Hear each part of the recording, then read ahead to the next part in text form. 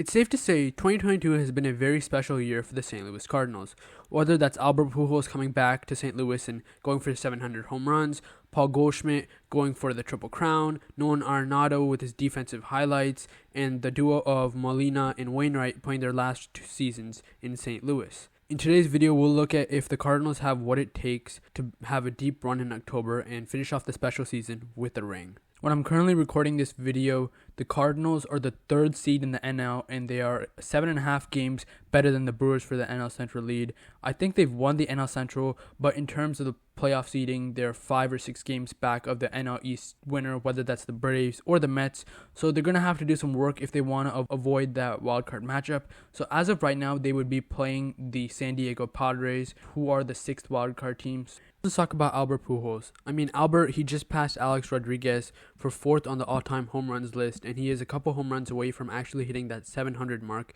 And if he does unretire or change his mind and comes back for another season, he could definitely move up that leaderboard. While Albert's season stats don't fully stand out to you, it's still his best season in the last 10 or so years, but it's his second half numbers that really jump off the page. Ever since the All-Star game, Albert has a .317 batting average, a .382 on base, a .700 slug, and an OPS of 1,082. And if you're into advanced stats like WRC+, that's at 199, so that means that he is playing 2 times as good as the average MLB hitter in that span. So, Albert Pujols has just absolutely been on a tear, but hopefully he'll get to 700. I know he will. Let's talk about the next player on the team who's also going for a record of his own, Paul Goldschmidt.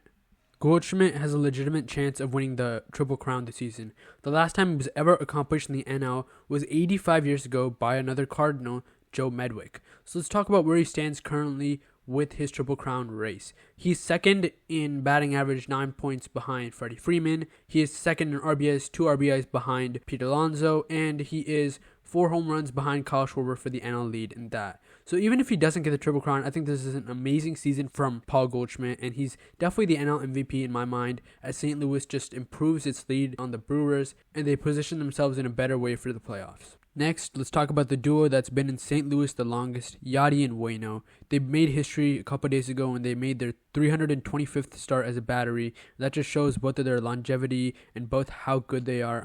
Adam Wainwright, he's still pitching great at such an old age, and Yadi Molina, you already know how good he is at defense. The pop isn't always there, but he's still a really, really good player, and that duo is just unstoppable. I know you see those clips posted on social media that go viral of Nolan Arenado's splendid defense, but on the other side of a ball, he's having a splendid season too. On the offensive side, he's hit for 29 home runs with a 300 average and a 154 WRC+, which means he's 1.5 times better than the average hitter. Arenado is just playing so good, and all those people who said he was good just because of Coors Field, he's proving them wrong, and him and Goldie have made one of the best duos in all of baseball, and they're just really good. That third baseman, first baseman duo, both of them are great. So yeah, 2 rookies who should help this team go far in the playoffs are Brendan Donovan and Nolan Gorman.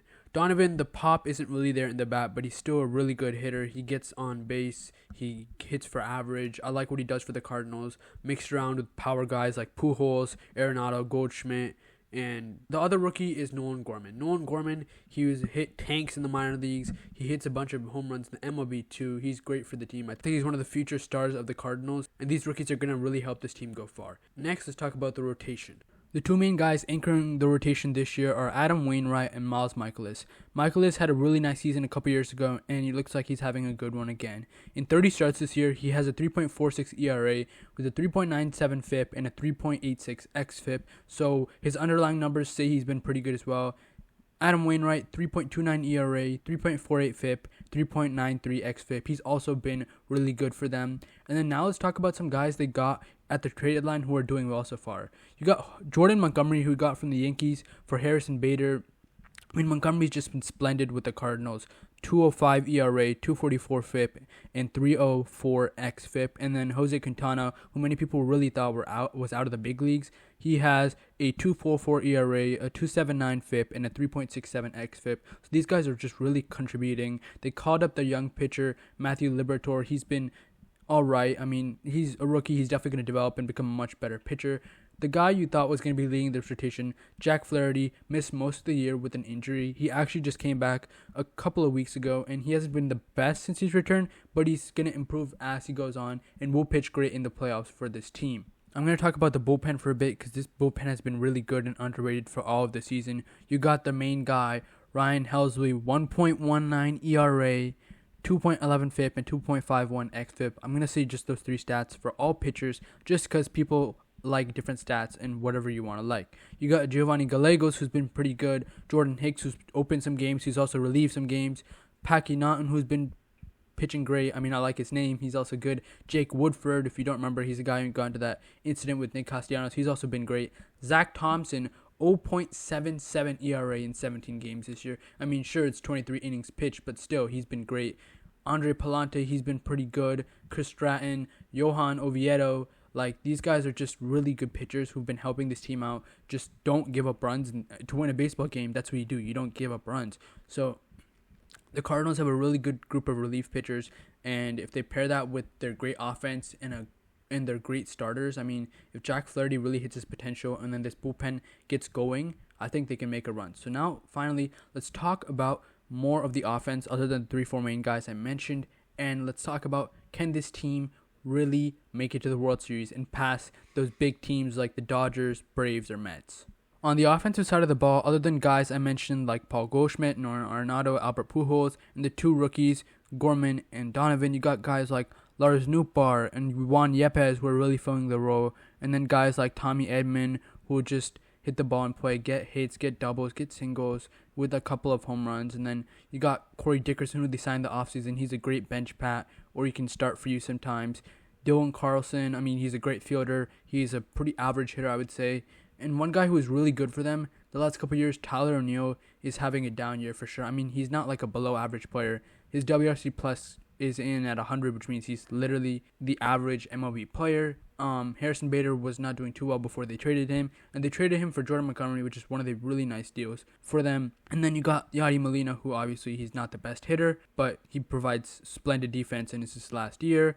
And then they traded Edmundo Sosa to the Phillies. He wasn't doing well at all. I mean, he's really fast. He's a good defender, but like Sosa just wasn't doing well for the Cardinals. So the route to the World Series would look like they would play either the Phillies or the Padres, who are probably going to be that 6th seed.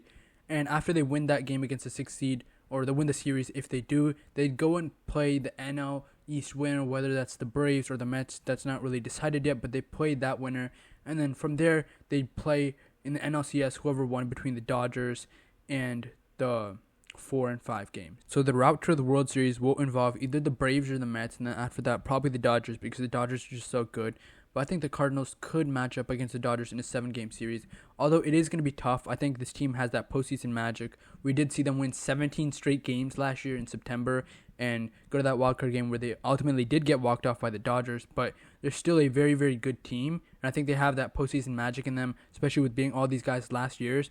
Pujols, Wainwright, and Molina, they can have a spark with these young guys, old guys, and some of these great veterans like Arenado and Goldschmidt. They can definitely go out there and win a World Series, or at least win the NL pennant. Thank you guys for watching. It's Six Man Sports. Hope you enjoyed this video. I'm going to be posting some more videos soon. We haven't really been active, so hopefully you enjoyed, and see you back later and soon. Bye.